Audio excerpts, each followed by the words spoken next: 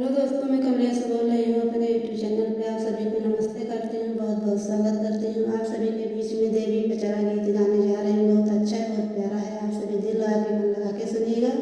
लाइक subscribe share करिएगा, प्यारा प्यारा कमेंट करके